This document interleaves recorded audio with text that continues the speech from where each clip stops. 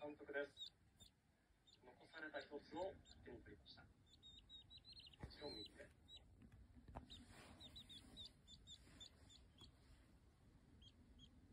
それでは開けてください。今ドラフトナンバーワンのスラッガー、立石はどこへ出たのか。新庄さん開けないですね。前もそうでしたけど。開けません。これ。お阪神が取りました。自分の気が活用いたします。藤川監督この笑顔。嬉しそうですね。藤川監督強いなこれ。いや流れがちょっといい感じにタイガース。日本シリーズに向けてもすごくこれ弾みつくんじゃないですか。これまた。立石正弘、世代屈指のスラッガーはタイガースに決まりました。交渉権獲得。